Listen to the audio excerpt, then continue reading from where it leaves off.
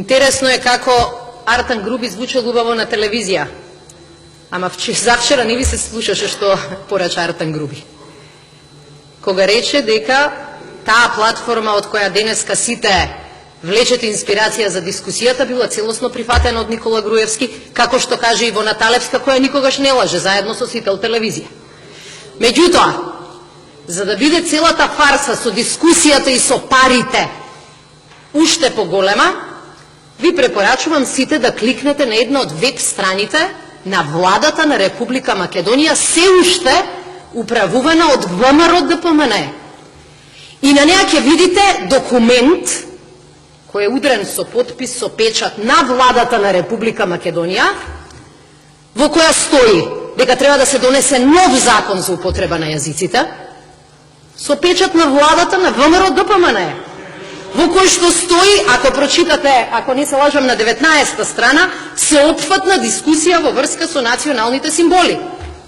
Вие ја објавувате, вашата влада ова го прифатила, го ставила и го држи се уште на веб страницата, додека вие трошите стотици илјади евра и време на оваа држава, тоа го пишува на веб страна на влада на Република Македонија. И не е тоа се. Не владата на Република Македонија, со одлука на владата на Република Македонија предводена од ВМРО-ДПМН, а со парите на граѓаните, ако не се лажам, во износ од 170.000 евра, тој документ е платен. Значи, ве молам, престанете со лажење и со манипулации. Платен од парите на граѓаните.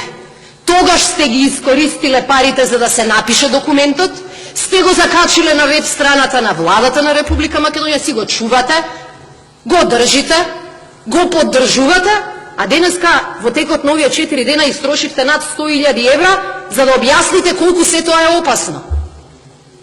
Меѓутоа, ова го кажувам само, не мислам дека е ова главниот аргумент. Ова го кажувам само да апелирам до оние пратеници од ВМРО-ДПМН, кои во ходниците велат дека се свесни што се случува зад сцената. Свесни се дека сето ова е театар. Сакам да апелирам до сите нив со неколку податоци.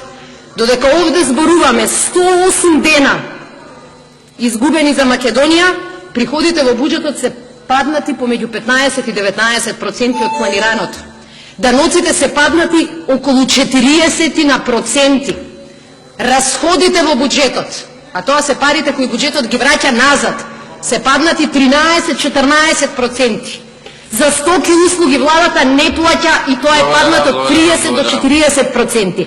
Ве повикувам, излезете и разговарајте со луѓето кои што работат во реалниот сектор. И прашајте ги што се случува со македонската економија, додека Груевски се сонча, а вие одработувате за неговата продолжена слобода.